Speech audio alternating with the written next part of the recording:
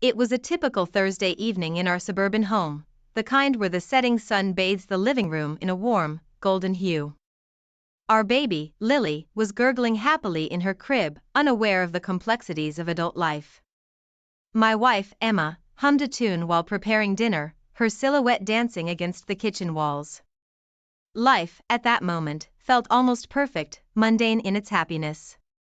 That's the thing about peace, though, it's often a prelude to a storm you never see coming. I lounged on the couch, scrolling aimlessly through Instagram, a mindless escape after a long day at work. That's when I saw him, or at least, someone who looked alarmingly like him. Alex. The name alone triggered a cascade of memories, most of which I had neatly filed away in the back of my mind. But there he was, in a photo, smiling with that same infuriating charm. Alex wasn't just any acquaintance. He was a specter from our past, a ghost that haunted the corners of my marriage. Emma had confessed early in our relationship about her history with him.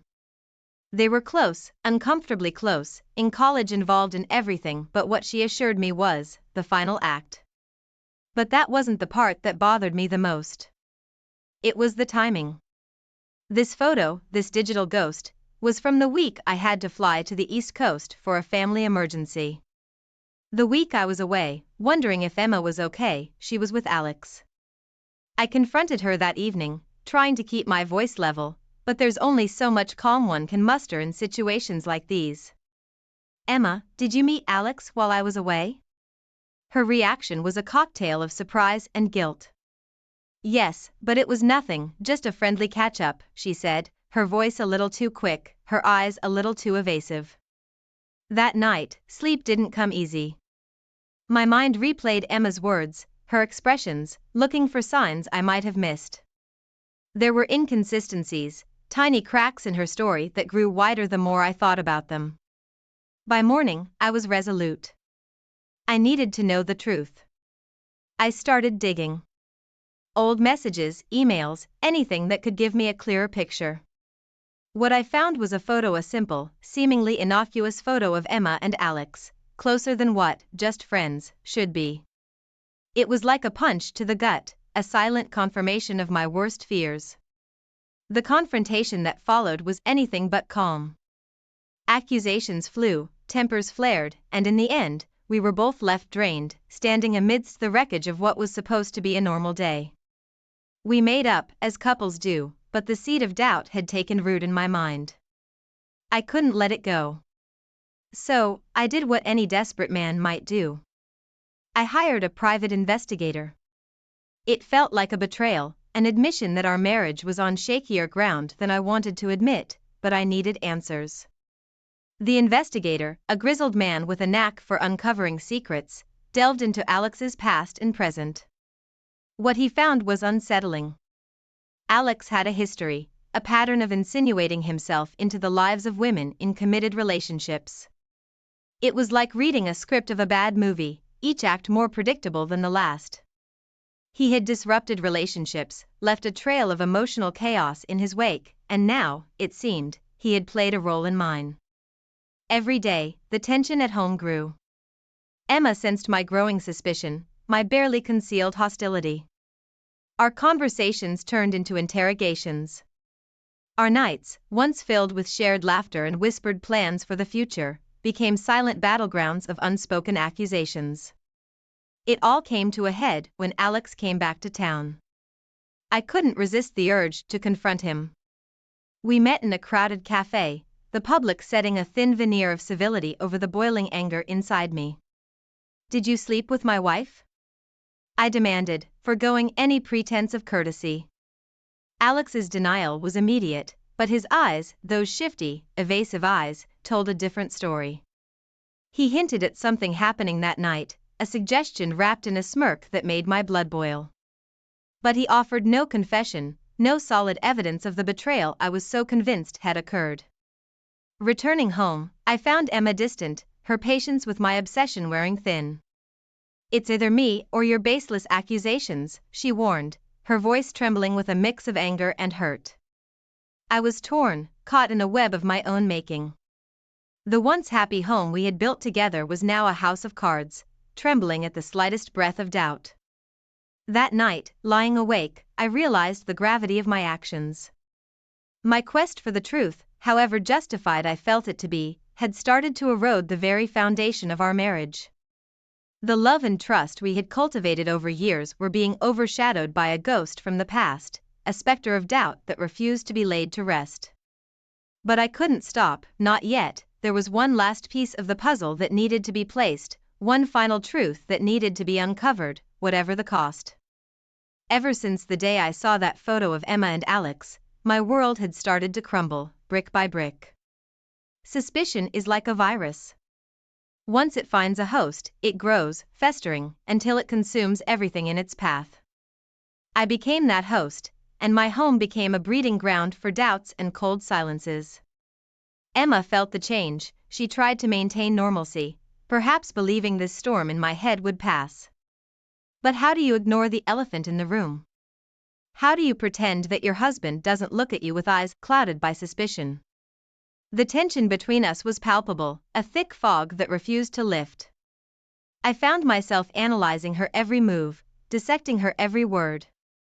The loving trust we had built over the years began to erode under the weight of my relentless questioning. Then Alex came back to town. It was like a sign, a cruel joke fate was playing on me. I couldn't let the opportunity pass. I had to confront him, to face the man who was haunting my marriage, my dreams. We met at a local cafe, a place buzzing with life, oblivious to the drama about to unfold. I saw him there, nonchalant, sipping his coffee. I walked up to him, my heart pounding in my chest. "Did anything happen between you and Emma?" I demanded, my voice steady but my insides churning. Alex looked up, his eyes meeting mine. The smirk that played on his lips was enough to fuel my anger. "We're just friends," he said, but his tone suggested otherwise. It was a denial laced with hints, insinuations that left me more confused, more enraged. Returning home, I was met with Emma's growing frustration. "Your obsession with Alex is tearing us apart," she cried. And she was right, but the seed of doubt had taken root too deep for reason or love to reach.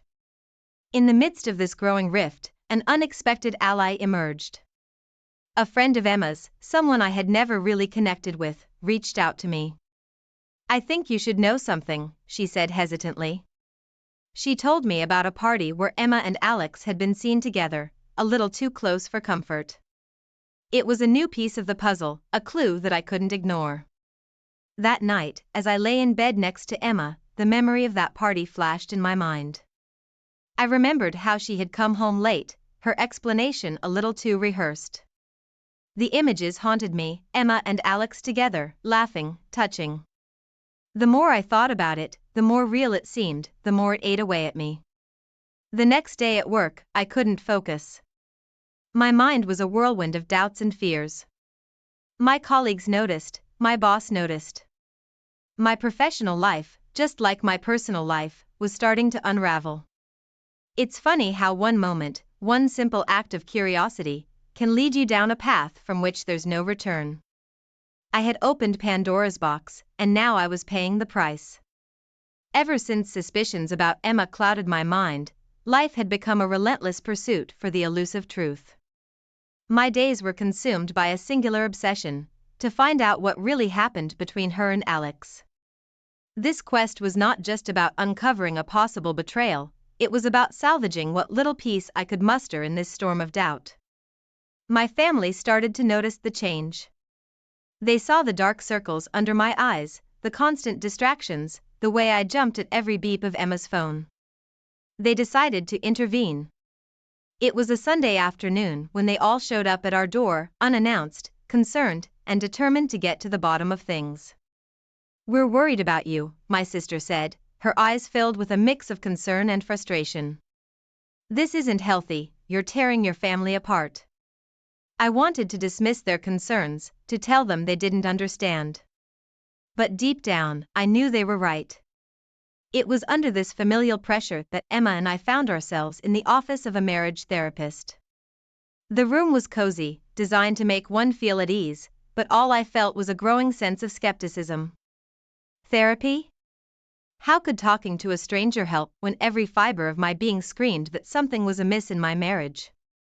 The therapist, a middle-aged woman with a calm demeanor, listened as we recounted our story.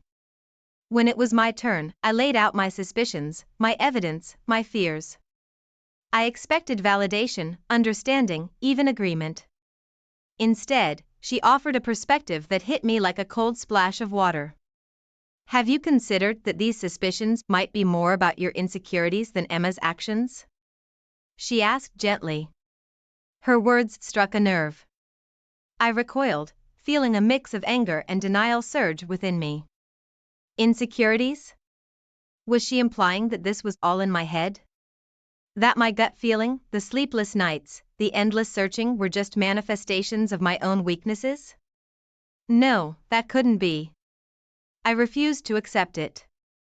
Ignoring the therapist's advice, I redoubled my efforts to uncover the truth.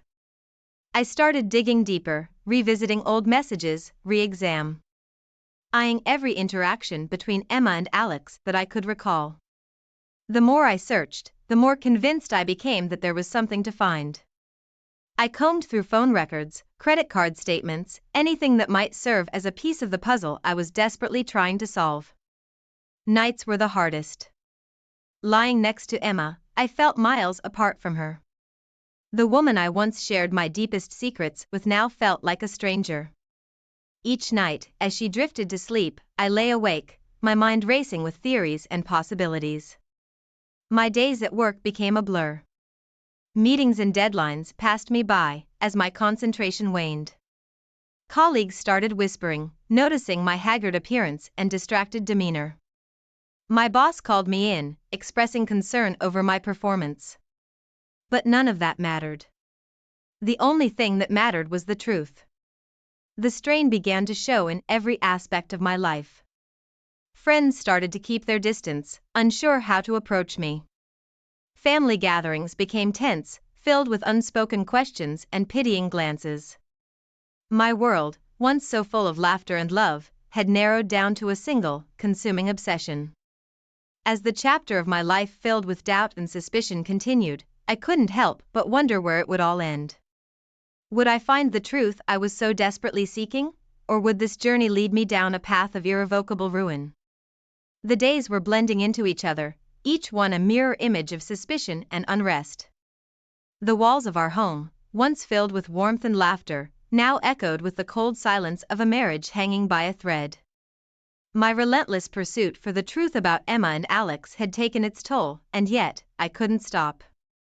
It was a freight train of doubt, and I was powerless to jump off.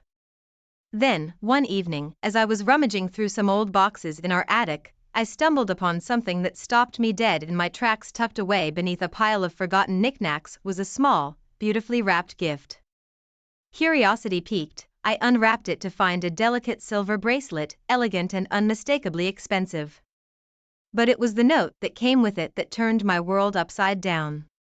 To Emma, with all my love, Alex. The discovery felt like a punch to the gut.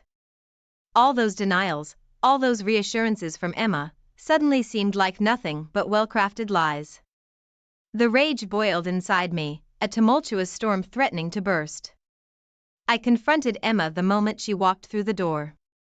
The bracelet and note in my hand were the only evidence I needed. Explain this, I demanded, my voice barely controlled. What followed was a torrent of accusations and denials, a verbal clash that shook the very foundation of our home. Emma's insistence that it was just a friendly gift from a long time ago fell on deaf ears. My mind was made up. The fight reached a fever pitch, and in the heat of the moment, Emma made a decision that would change everything. I can't do this anymore, she said, her voice breaking with a mixture of frustration and sorrow. I'm going to stay with my parents. And just like that, she was gone, leaving behind a silence more deafening than the loudest of arguments. The house felt empty without her, a stark reminder of the consequences of my actions. I wandered through the rooms, each corner a memory of better times. The loneliness crept in, a constant companion in the echoing halls of our once happy home. It was during one of these long, solitary nights that an old friend called. Mike, someone I had known since college, someone who had always been a voice of reason. You need to let go of the past, man, he said, his voice a mix of concern and frankness. You're destroying everything you have over something that might not even be true. His words were a bitter pill to swallow. For the first time, I began to consider the possibility that I might be wrong. That my obsession with proving Emma's infidelity might have led me down a path of self-destruction. But the seed of doubt, once planted, is not easily uprooted. As the chapter of my life filled with suspicion and regret continued, I couldn't help but wonder where it would all lead. Would my relentless pursuit of the truth bring me any peace? Or had I already lost everything in my blind quest? The nights grew longer, each one a relentless echo of my own thoughts. The home we had built together, once a sanctuary, now felt like a prison of my own making. In the deafening silence, I could almost hear the echoes of Emma's laughter, the soft patter of our child's feet, the life that I had unknowingly gambled away. In the midst of this self-inflicted solitude, I began to reflect on everything that had transpired. The discovery of the bracelet, the confrontation, the separation, it all seemed like a nightmare that I couldn't wake up from. But it was a nightmare of my own creation, a path I had chosen when I let suspicion take the wheel. The days passed, each one a grim reminder of the cost of my obsession. I went through the motions at work, a shell of my former self. Colleagues whispered, sympathetic glances thrown my way, but I barely noticed. My world had narrowed down to the four walls of my house, a house that now felt too big, too empty. The days following Emma's departure were a blur, a mix of confusion, regret, and an overwhelming sense of loss. The house, once filled with the sounds of a family, now echoed with the hollow silence of my solitary existence. It was in one of these moments of profound loneliness that I made a decision: I needed to return to therapy. I needed help. Walking into the therapist's office felt different this time. It was no longer about proving my righteousness or Emma's supposed betrayal. It was about understanding, about healing.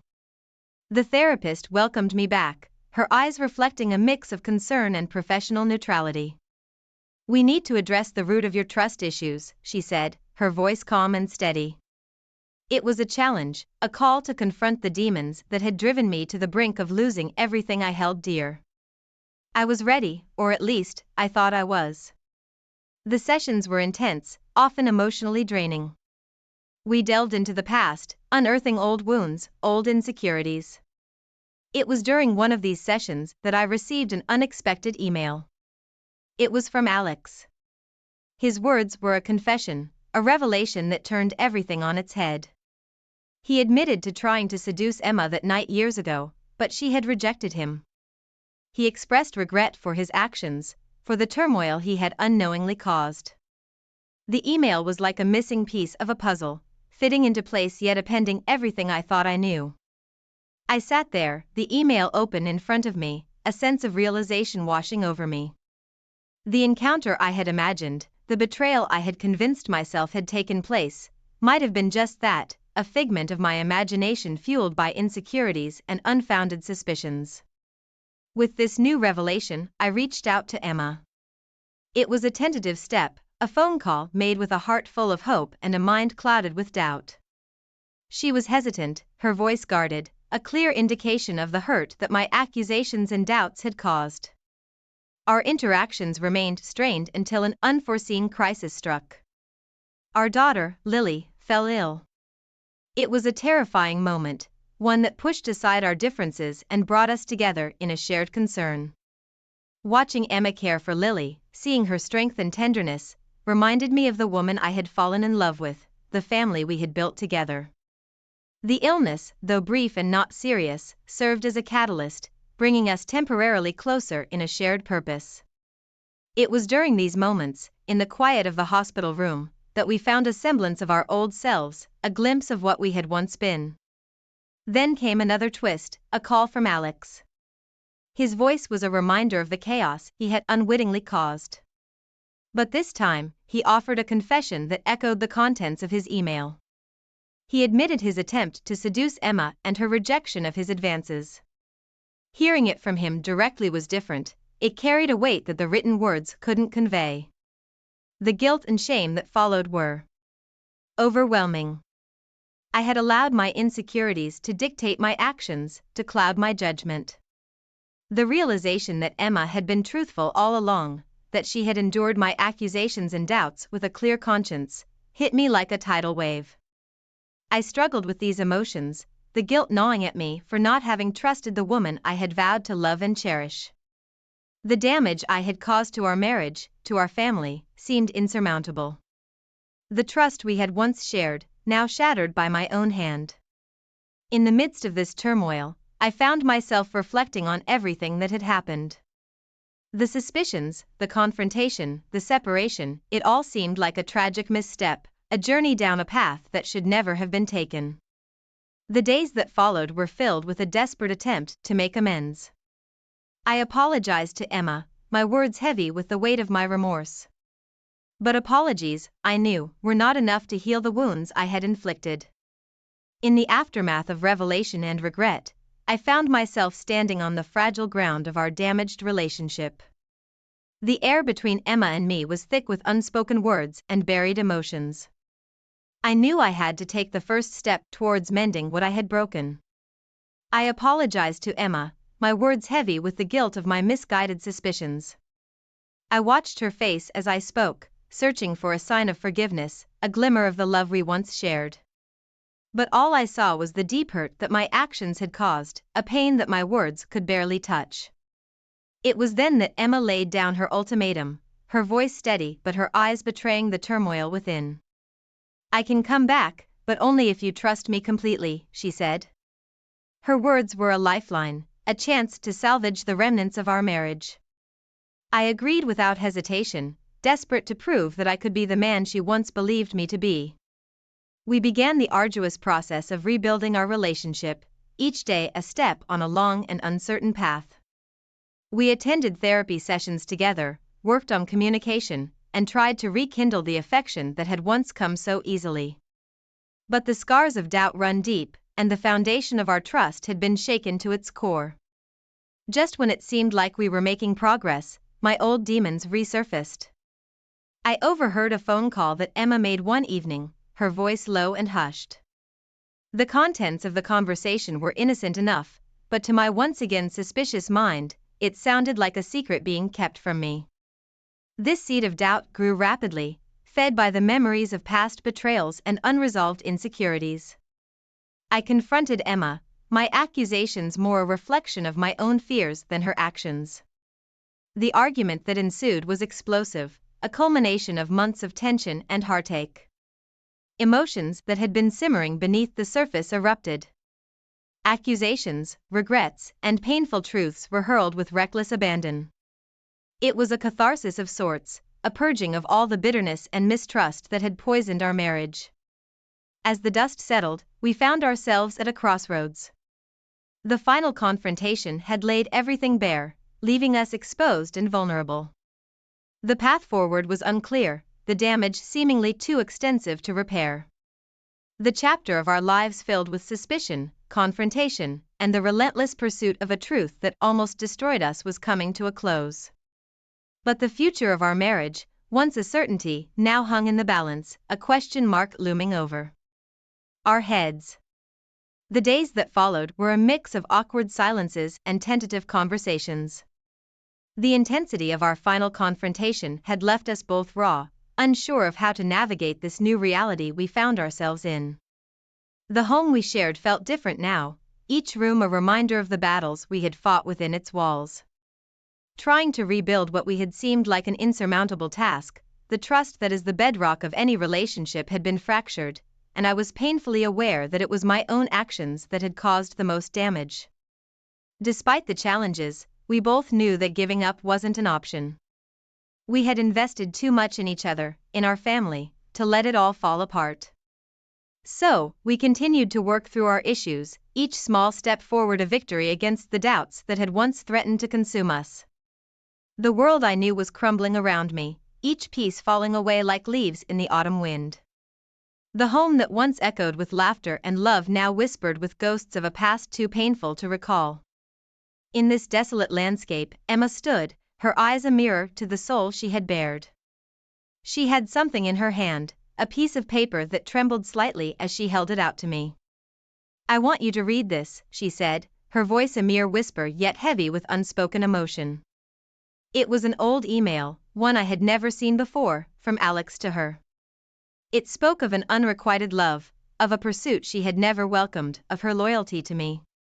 The words hit me like a tidal wave, washing away the last vestiges of my doubt but leaving behind a stark, painful truth. Emma had been innocent all along. The revelation shattered the last remnants of the trust we had clung to. The realization that my obsession, my relentless pursuit of a falsehood, had led us to this point was a bitter pill to swallow. The foundation of our marriage, once solid and unyielding, now lay in ruins at my feet. In the wake of this discovery, Emma made a decision that would forever change the course of our lives. She decided to leave, to take our child and start anew, away from the wreckage of our once happy life.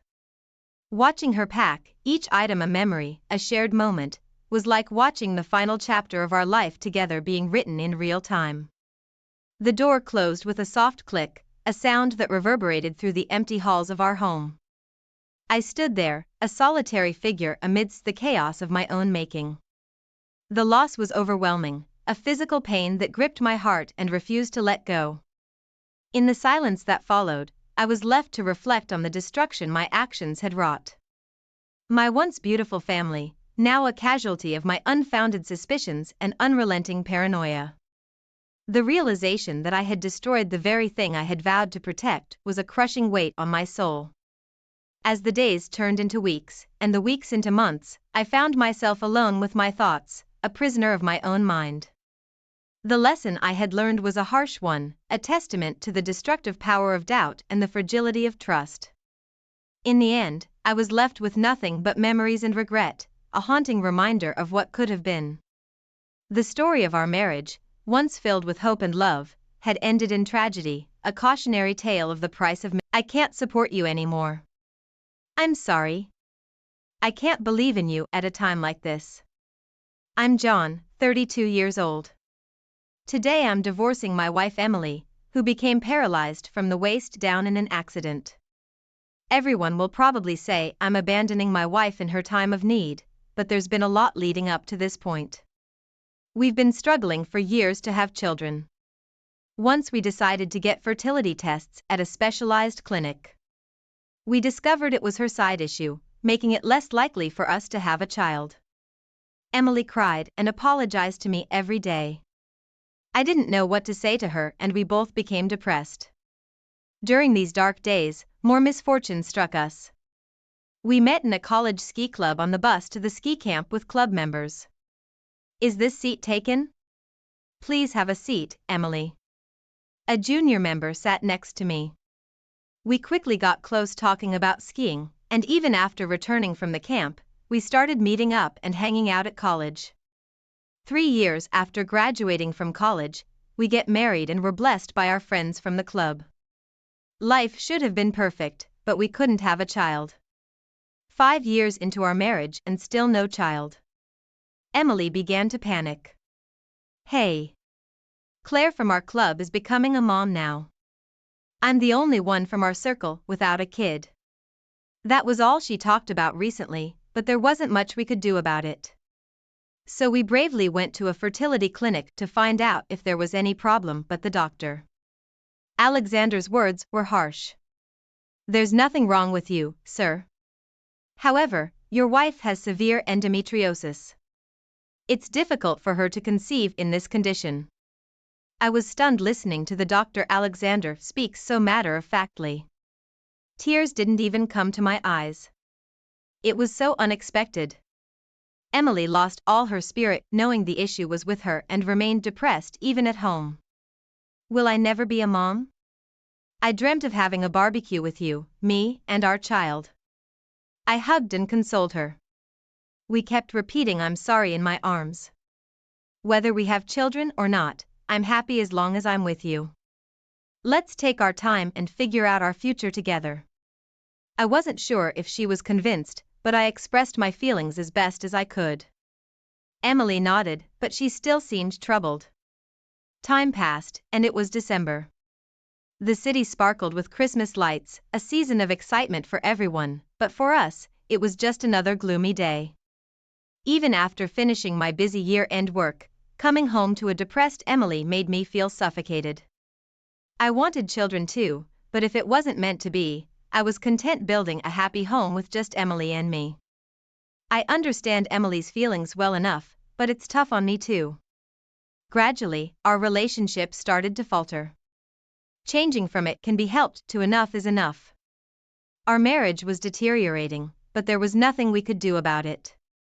Perhaps realizing things couldn't go on like this, Emily decided to go on a trip with her girlfriends for a change of scenery. I readily agreed, telling her to go and refresh herself. I just wanted her to become more positive, but I would later regret not forcibly stopping her as she got involved in a major trouble that would change the course of her life. At that time, I had no way of knowing that Emily would be caught up in such a significant incident that would affect her future.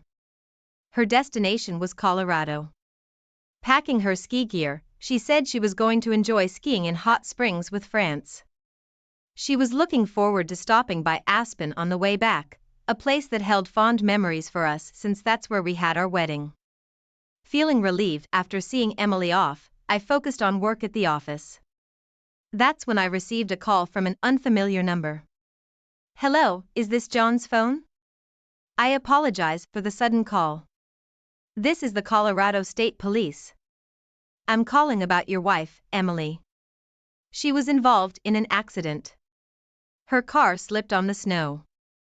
I'll give you the details of the hospital. The officer explained. Shocked, I hastily informed my boss and rushed out of the office. Emily, who waved goodbye so cheerfully in an accident. A slip on the snow. It couldn't be a minor injury if the call wasn't from Emily herself.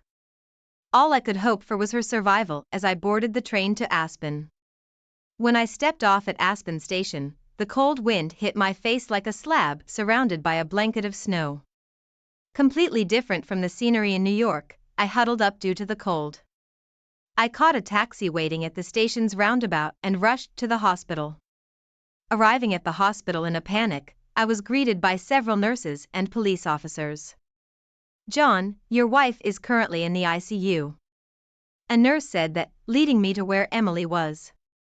Through the ICU glass I saw Emily, her body connected to numerous tubes, and I immediately realized the gravity of the situation. My anxiety intensifying. The reality in front of me crushed all my hopes that this was a lie. Tears streamed down my face, too overwhelmed to wipe them away. After the nurses finished explaining, 2 police officers started their briefing. John, can we explain the details of the accident? Their hesitant manner made me uneasy. Your wife was with a male passenger, were you aware of that? I was stunned, hardly believing what I was hearing. A man? Emily. No, I thought she was with girlfriends, is that not the case? That was all I could manage to ask Emily. Meeting another man, I was certain she had planned a trip with her girlfriends, but now she was involved in an accident with a lover. Seeing my silence, the officers seemed flustered. If you weren't aware, it's okay. Thankfully, the male passenger only had minor injuries and has already been discharged.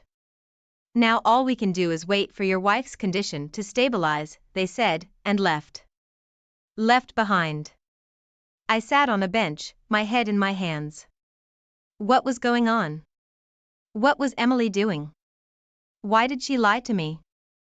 I must have sat there, dazed for quite some time. Then, from a distance, I faintly heard someone calling. Is Emily's husband here? She's regained consciousness. Hearing the nurse's voice, eager to share the good news, I snapped back to reality. Hurrying to Emily's side, I saw her in pain, trying to tell me something. John, I'm really sorry. She murmured this to me, barely conscious.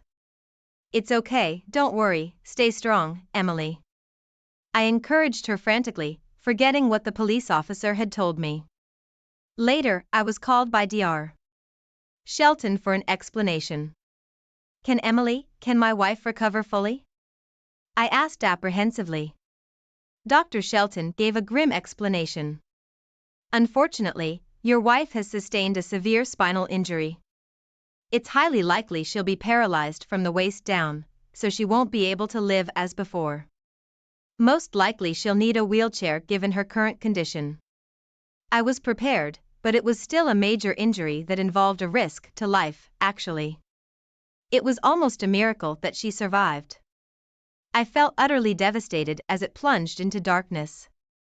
Since then, I visited Emily in the hospital every weekend, supporting her through rehabilitation when she could eat by herself.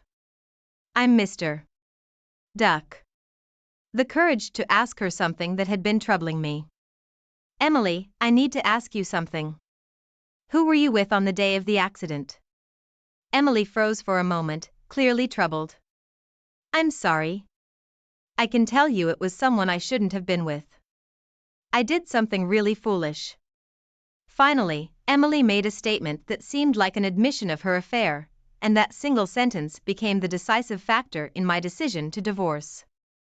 I had planned to support her regardless of her physical challenges if she had been innocent, but if she had betrayed me, I couldn't imagine spending the rest of my life with her.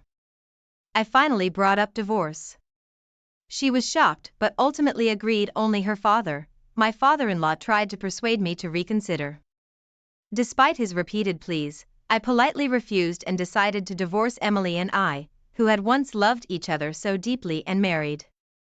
Yet when it came to parting, it was all severed abruptly. 3 years have passed since I divorced Emily. It took a long time to recover. Ever since that day, Christmas time with its bright lights and festive mood became a trauma for me. I would sigh looking at the happy couples, trying not to be a nuisance. As I walked by, feeling pitiful and miserable, I was suddenly stopped by a stranger. Excuse me, are you John? Suddenly, I was stopped by an unfamiliar man. Turning around, I saw a man I had never met before. This is our first meeting. Childhood friend of your ex-wife Emily. Emily. That was a name I hadn't heard in a long time, and I was both surprised and confused. Sorry. Actually, I was the man she came to meet in Aspen that day. His revelation hit me like a hammer. Why this man was with Emily? His sudden confession boiled my blood. What do you mean you've turned my life upside down? Emily's condition is irreversible. How dare you approach me? I held my breath, surprising myself with how calmly yet forcefully I confronted the man. I had to restrain myself or I might have lashed out with a punch. Everything had changed since that day. I've regretted it many times, all because of this man. Getting angry is understandable, but please calm down and listen. There's likely a misunderstanding because Emily didn't explain everything. Sensing my mood, the man also cautiously braced himself. First, my name is Nathan. I'm Emily's childhood friend and a practicing DR. In Aspen. The man named Nathan said while handing me his business card and then began to explain the situation. Back then, it turned out that Emily had consulted Nathan about her fertility issues.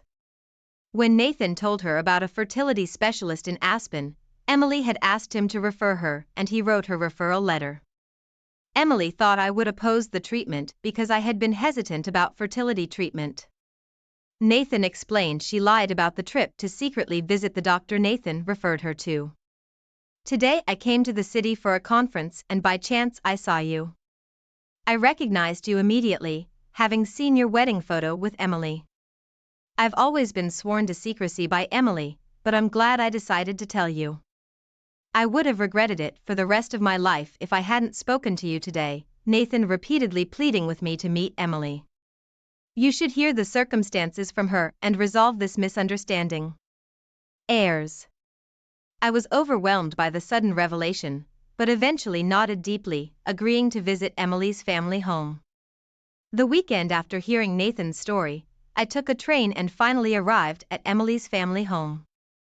Standing at the front door, unsure of what to do, I hesitated for a while, but I really wanted to hear the explanation from Emily herself. Gathering my courage, I rang the doorbell.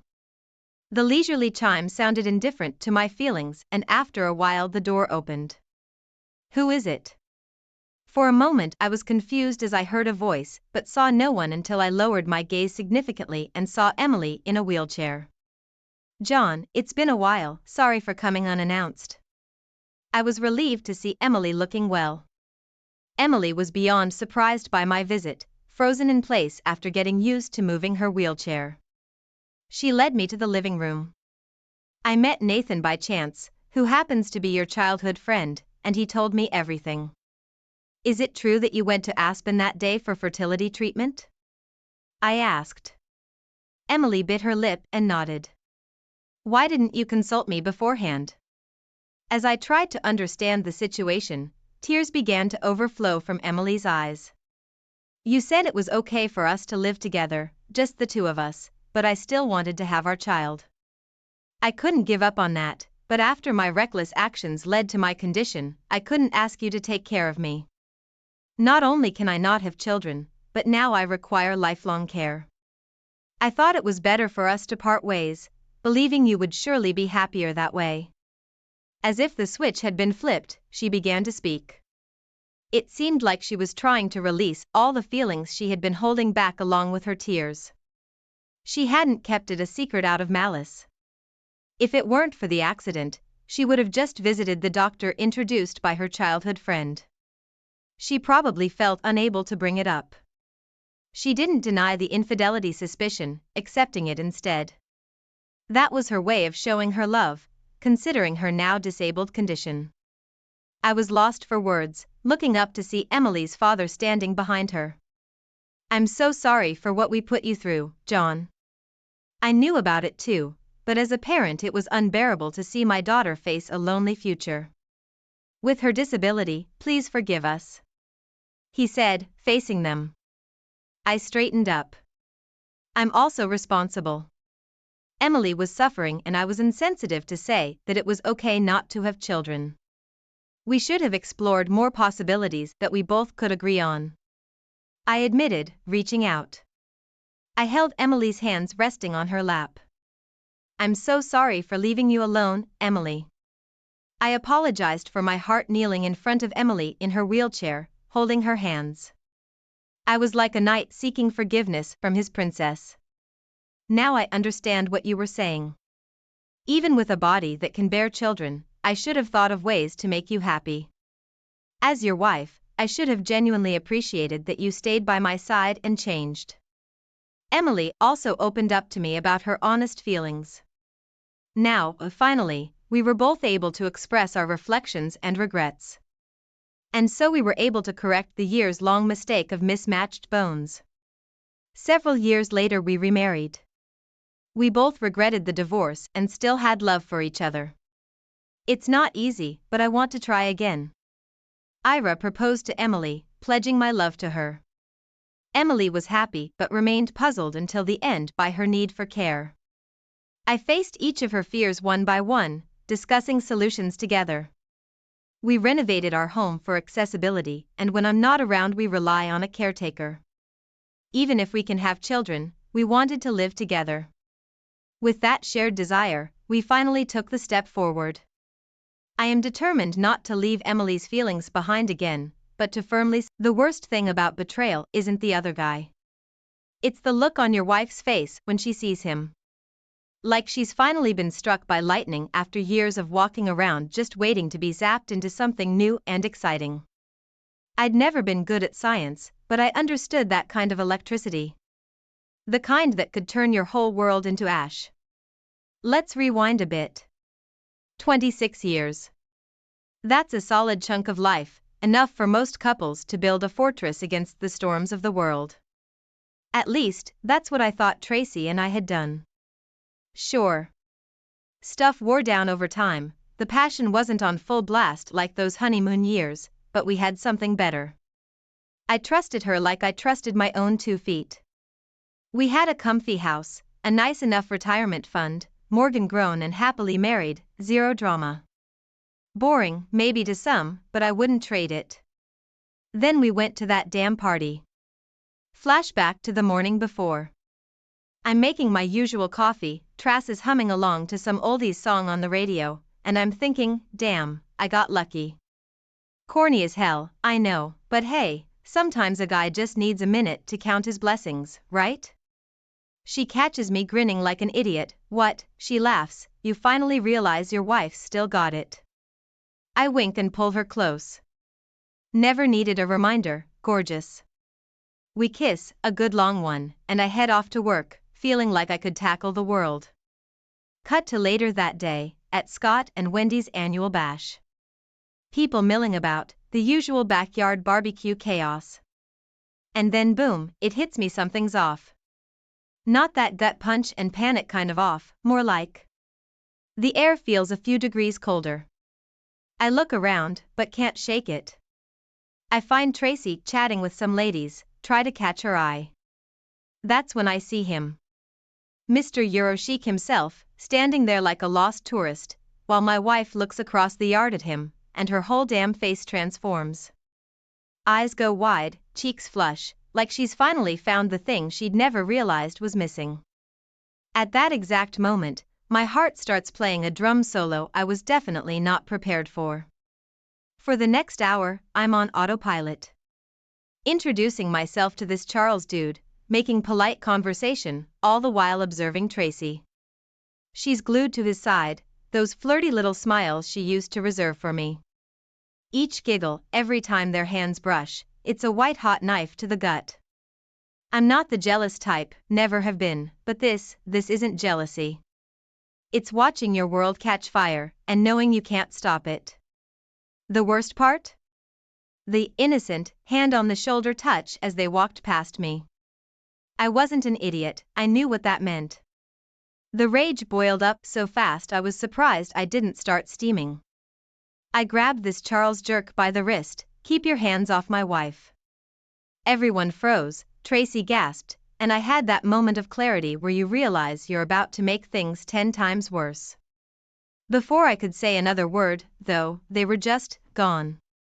You could say I wasn't the best husband that night. My words came out sharp, each one meant to cut as deep as the betrayal I felt. Tracy, for her part, didn't bother defending herself. She'd been caught red-handed, and some small part of her seemed ashamed. Yet, even with the guilt swirling in her eyes, there was a hardness too. A flicker of defiance that made my stomach drop. But I'll back up, rewind to the disappearing act. It was like a bad magic trick. 1 second they're there, the next, poof. I scanned the backyard, the house, even the damn street, but nothing.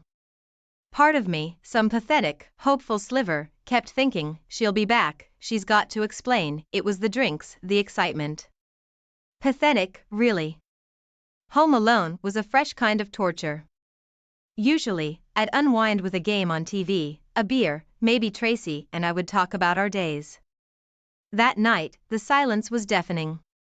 I paced around the house like a caged animal. Every time the phone rang, my heart slammed against my ribs, then deflated when it was just another telemarketer. Finally, I dialed her number myself. Voicemail. Over and over, that damn automated voice, soulless and mocking. The night stretched on, a blur of anger and whiskey. Each tick of the clock felt like a hammer blow. It wasn't just the cheating, it was the not knowing. Did they laugh at me? Were they? God, I couldn't even think it. Sleep was out of the question. Instead, my mind ran wild, conjuring images each more painful than the last. When the front door finally rattled open, it was almost a relief. That twisted, desperate kind of relief you feel right before the other shoe drops. Tracy didn't look at me as she walked in.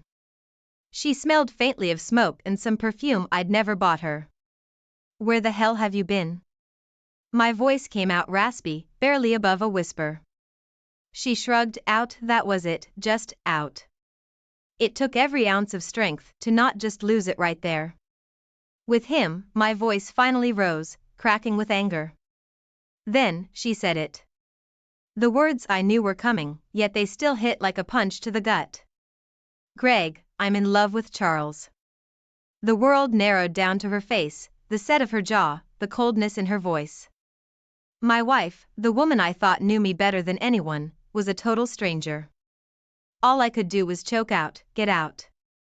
I couldn't stay in the same room as her, not for one more second. The next few days were a blur. Filing for divorce, going through the motions at work, the pitying looks from people who'd heard the gossip. Worst part was facing Morgan, having to explain what her mother had done. She took it harder than I expected, cursing Tracy, crying. She was a grown woman, but in moments like that, all I saw was my little girl, heartbroken. The hardest part, the absolute worst, was the one-on-one with Charles. Seething with rage, I tracked him down at the college. The confrontation was, well, it wasn't pretty. He tried to charm his way out of it, the condescending smiles, the smooth talk. "Greg, there's no need to be hostile." I saw right through it, saw the weakness under the polished surface. He thought he had one. That's what fueled my fist as it connected with his smug jaw. It wasn't a solution, it didn't change what Tracy had done, but damn, did it feel good. What did change things? The divorce papers.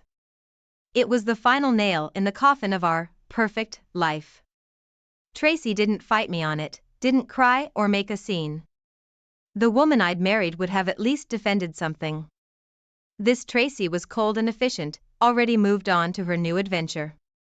I signed the papers with shaking hands, knowing it was the last page of a chapter one desperately wanted to rip out and burn. The first day back at the house felt like walking through a ghost town. Our house, her house now, I had to keep reminding myself.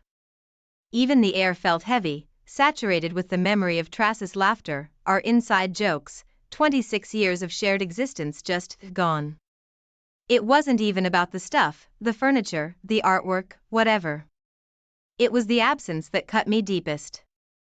I kept expecting to find her in the kitchen, humming along to the radio while making lunch, or curled up on the sofa with that old romance novel she loved.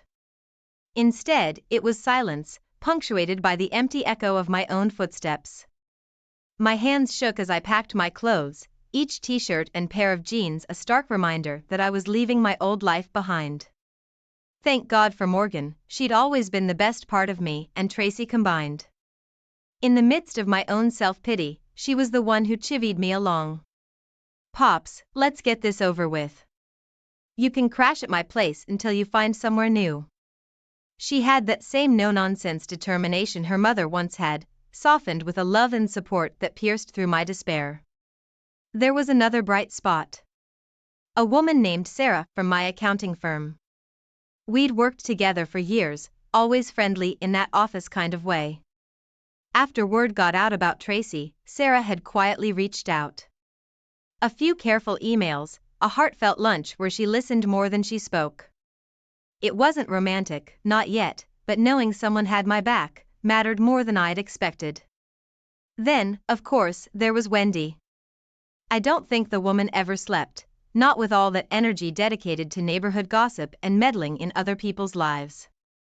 She showed up on my doorstep with a casserole and more guilt than a Catholic confessional. I wanted to slam the door in her face, but it wasn't her fault Tracy had a wandering eye. Wendy's apologies were endless, her attempts to fix things ranging from downright annoying to embarrassingly comical. I appreciated the thought, sort of, but mostly wanted to be left alone to lick my wounds. The inevitable grocery store encounter happened about a week later. There she was, in aisle 5, looking completely exhausted. I probably looked a mess myself, hadn't shaved in days. Her eyes widened when she saw me, that mix of guilt and defiance flashing across her face. I almost turned and walked away, but some part of me wanted her to squirm, even just a little. "Tracy," I said, not unkindly, just flat. "Greg," she managed a tight smile, "so, how are you?" The end of the question hung in the air, the awkwardness so thick you could cut it with a butter knife. I wanted to scream at her, to ask how she could do this. I settled for, "Fine." "And you?" The words tasted like sawdust in my mouth. Before she could answer, a voice interrupted, "Mommy." My heart plummeted. Out of nowhere, a toddler came running around the corner, barreling straight for Tracy. He was all blonde hair and dimpled knees, and in that moment, it was like staring into a cruel mirror image. That easily could have been my grandson, if things had turned out differently. Tracy looked near panic. Charles Jr., honey, mommy's just. Her explanation floundered, drowned out by shock. My mind was a tangled mess. Of course, Charles had a kid. Wait, they'd named him after himself? What kind of egotistical jackass does that? And Tracy, seeing her cradling that child. It triggered something raw and primal, a fury that simmered dangerously close to the surface. Greg, she tried again, but I cut her off. Nice kid, I managed to grit out the words, then turned and walked away. It took everything in me not to look back, but the image of Tracy, with that child in her arms, was seared into my brain. A brutal reminder of everything I'd lost, and the family I might have had. The annual 4th of July party was the last thing I needed. But it was tradition, everyone in the neighborhood would be there, and hiding out under a rock seemed cowardly, even to me. Besides, a few beers, the distraction of loud music and friendly chatter. Maybe it'd numb the ache that had settled deep in my bones. Honestly, I wasn't doing half bad for the first hour or so. The volleyball tournament always hyped me up, a throwback to those high school glory days. Our team was on a roll, spiking, blocking, laughing. The crowd cheered. Wendy even brought me another beer. I hadn't felt that sense of pure, uncomplicated joy in a long time. Then, like a switch had been flipped, it all went to hell. I spotted her across the yard, sitting alone, nursing a drink, her shoulders slumped. It wasn't the Tracy I knew, sure, the body was the same, those long legs that had first caught my eye all those years ago. But the vibrant, teasing spark was gone from her eyes. They held a weariness, a sadness I'd never seen before. A part of me, a stupid, weak part, wanted to cross the lawn, sit beside her, offer. What? Comfort? Reassurance? The thought was absurd, yet, something in me wouldn't let her sit there forlorn, drowning in a crowd of people who didn't see the real her. Or maybe, didn't even care. Just then, he appeared. Charles, sauntering across the lawn like he owned the damn place, a cocky smirk on his face. He draped a possessive arm over Trace's shoulders, leaned down to whisper something in her ear. I didn't know if it was anger or pity I felt more strongly. It was a toxic cocktail either way. My attention was ripped away by a commotion on the other side of the yard. It was Marilyn Jansen, the pretty, always smiling wife of my volleyball teammate, Troy. But her smile wasn't in evidence. Instead, she was staring daggers at Charles, her face flushed with fury. In a flash of sick realization, it all clicked. Charles wasn't just comforting a sad Tracy, he was hitting on another woman, right in front of her. It was a sick echo of what he'd done to me. I was rooted to the spot, a spectator in a twisted morality play that was about to explode. Troy must have sensed the tension because he was suddenly striding across the lawn, purpose in every step. Marilyn was hot on his heels, spilling out her accusations and tears. Charles tried to smooth talk his way out of it, but Troy wasn't having it. The next part happened in a blur. A shove, a shout, and then the sickening crack of bone. Charles crumpled to the ground, clutching his arm. Chaos ensued, shrieks, people jumping back, that frantic energy a crowd gets when the veneer of politeness cracks and raw human ugliness is on display. I watched it unfold, strangely detached, a part of me feeling a twisted satisfaction seeing the bastard get his comeuppance. And through it all, there was Tracy, her face a mask of shock, then something like disgust as she watched Charles try and plead his innocence. The police arrived, paramedics swarmed over the injured Frenchman, and the party screeched to a halt. Later, in the uneasy aftermath, it was Tracy who approached me. Greg, I need a ride to the hospital. Charles's arm, it's bad. She barely managed to get the words out, a flicker of vulnerability in her eyes.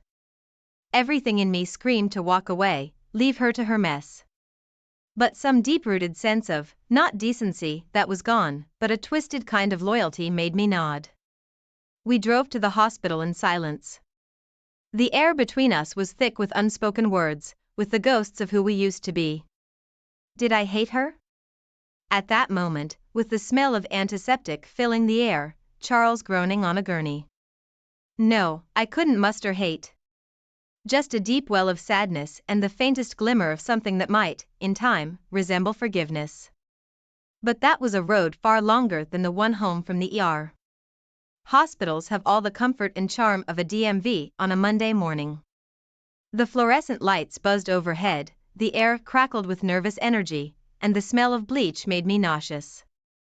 I found a hard plastic chair and slumped into it, a wave of exhaustion washing over me. Surprisingly, Tracy sat down next to me instead of pacing the hall like a caged tiger. For what felt like the first time in forever, we weren't staring daggers at each other. It was just a shared quiet, a forced intimacy born out of waiting. "He's getting surgery," Tracy said flatly. Her voice was barely above a whisper. "They going to fix him up, huh?" I muttered, not sure what to say. A part of me hoped the smug bastard might feel a fraction of the pain he'd cause. Then, Tracy said the unthinkable. "Greg, I'm so sorry." My head snapped up. Had I heard her right? The Tracy I knew, even the heartbroken version, didn't apologize easily. "It's all falling apart, Charles. He's not what I thought." Her voice cracked, and for a moment the old Tracy flickered, raw and vulnerable. I made such a terrible mistake. I didn't know what to say. Was this genuine remorse, or was the fantasy unraveling, forcing a reality check? We spent the rest of the night in a strange limbo. Hours passed, punctuated by updates on Charles's surgery. Finally, around dawn, Tracy was allowed to see him briefly. I offered to drive her home, half expecting her to refuse. Instead, she turned those weary blue eyes on me. "Thanks. I could use the company." The drive was quiet but not tense. In the soft, pre-dawn light, Tracy looked every bit her age, the lines of worry and exhaustion etched on a face I once knew so well. A flicker of something, not quite pity but close, sparked inside me. When we pulled up to her house, I didn't make a move to leave. She looked at me expectantly. A part of me wanted to scream at her, to ask how she could have done this to us. But what purpose did it serve? Words couldn't rewind the clock. "Tracy, I started, my voice hoarse. "I still care about you. It doesn't go away that easy." The confession hung in the air between us. "Oh, Greg." She started, then paused. Her fingers brushed against mine, the touch fleeting, almost accidental. But for a split second, a surge of something passed between us. Hope. Connection? I wasn't sure. With a final squeeze of my hand, she was gone. As I drove away, I glanced in the rearview mirror at the house, so familiar, yet tinged with a haunting sadness. It wasn't until I was back home, surrounded by unpacked boxes and half-empty closets, that I made the decision. I dug out Officer McDonald's business card, staring at the name. Kathleen. A few years ago, we'd shared a few flirty emails during a case overlap. Nothing happened, it was all harmless. But now, I needed someone, outside of this mess. "Screw it," I muttered, and reached for my phone. My finger hovered over the dial button. Was this a rebound, an attempt to numb the pain? Or could there be a new chapter written after all, one that wasn't defined by Tracy but by the man I was becoming? It was time to take a step forward, even if I wasn't entirely sure where the path would lead. Kathleen McDonald turned out to be pretty much as I remembered, smart, funny, and, yeah, undeniably attractive. Our first date was at that little Italian place in town, the kind with checkered tablecloths and wine served in mismatched tumblers. I needed that old-school comfort against the chaotic backdrop of my life. We laughed, a lot. That's the thing about shared trauma, it can bond you in ways shiny first dates can't. We both had been through the ringer of failed relationships, and it felt oddly liberating to admit our wounds, to joke about the bad decisions we'd both made. But, of course, Tracy was the elephant in the room. No matter how good the wine or how sparkling Kathleen's eyes were, I couldn't escape the memory of what I had lost. And that damn guilt gnawed at me. Was I using this amazing woman to forget what Tracy had done? Did Kathleen deserve that, even if it was subconscious on my part? The date ended with a hesitant goodnight kiss on the cheek. I promised to call, I meant to, but something held me back. The next few weeks were a whirlwind of quiet dinners with Morgan, tentative moves to start my own accounting business, and a persistent niggling in the back of my mind. Something wasn't right with the Charles situation. See, I'm the kind of guy who likes to know things, to tie up loose ends. It's great when balancing the books, but lousy when those books are the messy ledger of your wife having an affair. So, I did a little digging. Nothing sinister, just a few well-placed internet searches. Turns out Charles hadn't quite been the shining academic star Tracy had believed. His tenure at various schools had always been short-lived, the online whispers hinting at financial irregularities and something less savory about his attitude toward female students. I'd never been the confrontational type, but a part of me wanted Tracy to know what Charles really was. Maybe it was petty, maybe it was a twisted sort of concern. Either way, I sent her a carefully worded email, just links to the articles, no accusations, just the facts to let her draw her own conclusions. The fallout was swift and intense. One evening I found her standing on my doorstep, face flushed in a mix of anger and, surprisingly, shame. "How could you?" she hissed, but it lacked the usual Tracy fire. "He's not who you thought, Tracy." I kept my voice calm, a stark contrast to her agitation. It all spilled out then. The mounting debts, the constant arguments behind closed doors, Charles's controlling ways twisting that initial infatuation into something dark and suffocating. With a sob, she sank onto my porch step, head in her hands. Had I just given her the excuse she needed to crawl back to me? Just then, the front door swung open and there stood Morgan, her resemblance to Tracy at that age striking. "Mom, what are you doing here? You can't?" She spotted me and her expression hardened. "Is this why you moved out? You knew all along, didn't you?" The accusation stung, but what came next was even worse. Morgan laid into her mother with a ferocity that mirrored my own rage when the betrayal was fresh. But unlike me, there was no room for forgiveness in Morgan's eyes. The two women I loved most in the world were at each other's throats, and it was all because of choices Tracy had made. When they finally stormed off, each retreating to their separate lives, I realized my family was irrevocably broken. And while I wanted to soothe Morgan, to tell her Tracy was still her mother despite everything, a part of me understood her anger. I'd felt it too. In the awkward days that followed, there was one bright spot. Wendy, of all people. She showed up with a tray of brownies and an unexpectedly insightful observation. "You're still hung up on her, aren't you?" It wasn't a question, Wendy knew me too damn well for that. I don't know. I sighed, sometimes I hate her, sometimes I just feel bad for her. And yeah, there's still. I trailed off, unable to define the tangle of emotions towards the woman I'd once planned to grow old with. Wendy nodded sagely. "Well, that's love for you. Messy, complicated, but maybe it's time for a different kind of love, That Irish lass seems like a good egg." She gave me a wink and bustled off. It was annoying, it was meddling, but damn it if she wasn't right. You know those picture-perfect autumn Sundays they put on calendars? Crisp air, leaves crunching underfoot, kids laughing as they chase squirrels in the park?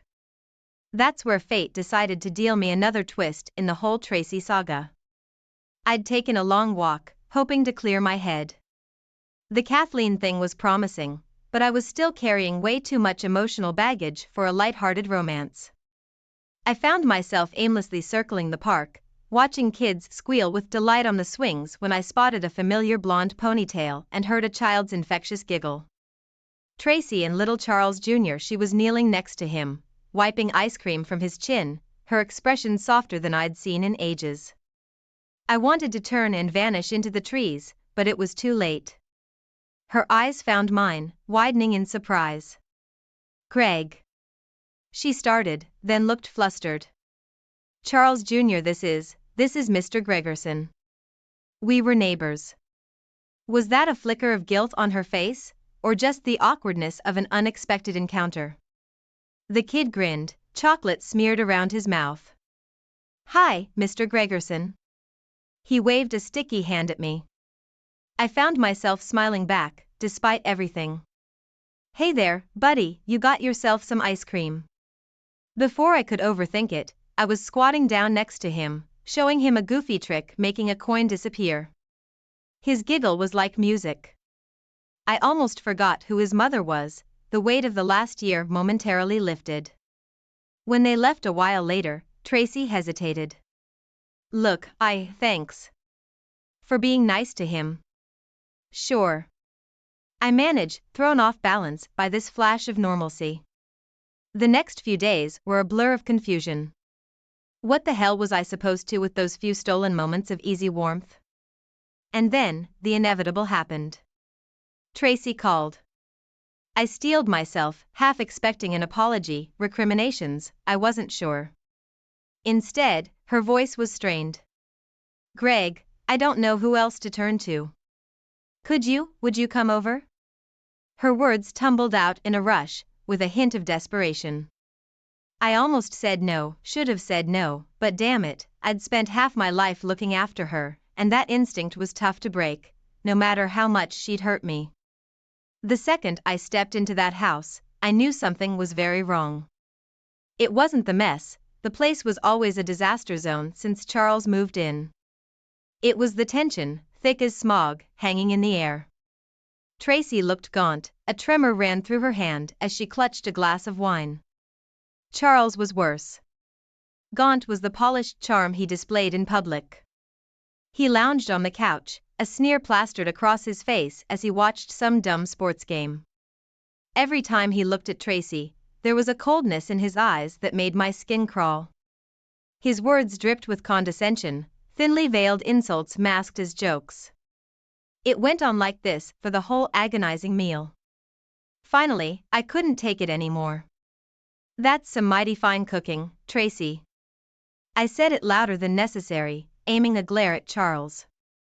Tracy gave a grateful half smile, the old spark briefly reigniting. He scoffed, it's edible, could use more salt, his tone was casual cruelty. That did it, suddenly, I wasn't just Tracy's betrayed ex, I was a guy who hated seeing a woman bullied, especially one I used to care about. Before I thought it through, I was on my feet. Listen, you arrogant prick. I started, but then the phone rang. The call was short, just a few hushed words from Tracy. When she hung up, her face was ashen. Charles Jr. It's the daycare, there's been an accident. We need to go. In a daze, we all piled into the car. On the drive, I tried to offer comfort. When we arrived, everything fell away except raw fear. Charles Jr. was scraped up, a bad fall at the playground was luckily more painful than serious. Seeing them together, Tracy trembling as she clutched her child, Charles hovering with forced concern, I realized something fundamental had shifted. We were back at the hospital a few hours later. Charles had vanished, important business, he'd muttered. As we waited for the doctor, Tracy turned to me with tears brimming in her eyes. Greg, he's going to leave me, he said if it wasn't for the kid, she didn't need to finish the sentence. In the hours that followed, it was like falling into a well-worn rhythm. We comforted a scared little boy, navigated medical red tape, it was the kind of crisis that used to bind Tracy and me together. Except, I was on the outside now. Seeing her like this, vulnerable but with a quiet strength, tore me apart. Should I hate her or protect her? Was it even my place anymore? Late that night, she called again. This time, her voice was barely a whisper, laced with fear. Greg. It's getting bad. Please, can you come? I didn't even hesitate. I got to Trace's place in record time, heart pounding, adrenaline coursing through my veins. Part of me knew rushing back into that tangled mess was a bad idea.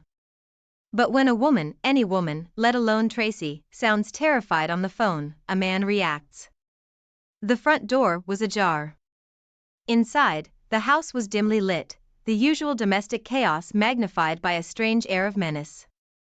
Tracy was nowhere to be seen. Charles, I called tentatively, I regretted it as soon as the words were out. He emerged from the kitchen, whiskey glass in hand, a scowl replacing his usual smug smirk. Well, look who it is. Mr. Fix-It, come to save the day? Charles, whatever problems you two have. I tried to keep my voice steady, but a flicker of something in his eyes made me uneasy. Problems? You have no idea, Greg. His voice slurred slightly, the woman's a leech, draining the life out of me. Should have listened to my friends, warned me about American gold diggers. His words were poison arrows, and I had a sinking feeling they hit their mark. That old rage boiled up, fueled by the fear for Tracy. Before I could think, I lunged forward, knocking the glass from his hand. He stumbled back, surprise giving way to fury. You son of a... That's when the doorbell rang. An odd interruption to a brewing fight, but somehow jarring enough to give us both pause. Expecting someone, princess? Charles snarled, moving towards the door. He yanked it open, and surprise flickered across his face. Instead of some scared delivery guy, there stood Troy, Marilyn's husband. The one Charles had screwed over, both literally and figuratively. Hey, Slick, remember me? Troy's voice was low, menacing, and he held a baseball bat loosely in one hand. It was a surreal standoff, fueled by booze and testosterone. The fight was over before it really began. Charles might have talked a good game, but he was all bluster against the raw power of a wronged husband. Troy landed a punch that sent the Frenchman staggering back.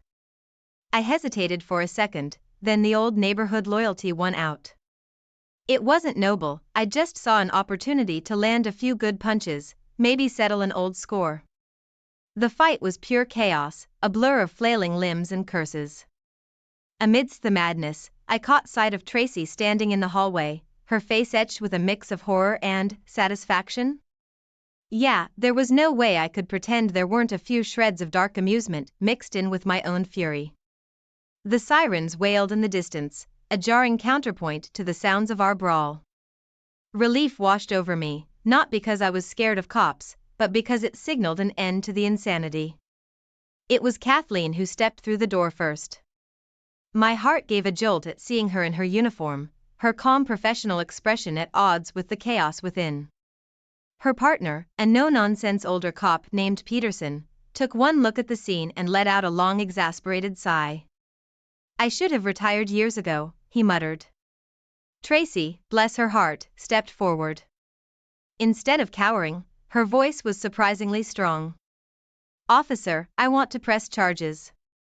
Domestic violence, harassment, she shot a look at Charles who was getting his hands cuffed, his eyes full of loathing. The night blurred after that. Statements, paperwork, the look of disgust on Kathleen's face as she took my version of events. Later, as she drove me home, the silence between us was thick. Look, you don't have to explain, Greg, Kathleen said, her voice gentle but firm. I know, but I want to. This, with Tracy, it's messy as hell. Seeing him like that, it felt. I couldn't find the words. It wasn't just vengeance, but a twisted need to feel like I still mattered to her, to fix things somehow. Greg, you're a good man. Maybe too good, she reached out and touched my arm briefly. But getting caught up in her drama again, it's not good for anyone. Including you. As usual, Kathleen was right. The aftermath of Charles's arrest was, well, as expected. Lurid headlines, the whispers around town. Tracy, once the picture of suburban respectability, was now front-page news. We got dragged into endless legal wrangling, depositions, calls from reporters. At some point, I lost count of the number of times Kathleen and I ended up in the same room, discussing the case, trying to make sense of it all. There was an unspoken camaraderie, a shared exhaustion, and the glimmer of something more. pen_spark. Tracy, I don't know, it got complicated. She never asked for forgiveness, never tried to paint herself as a victim. One afternoon, she showed up at my door, looking worn and small. Just handed me an envelope and left without a word. Inside, it was a handwritten note and a final stack of divorce papers. No drama, no excuses, just an unceremonious ending to what had once been my whole world. Maybe it was what we both needed, a clean break, even if it was years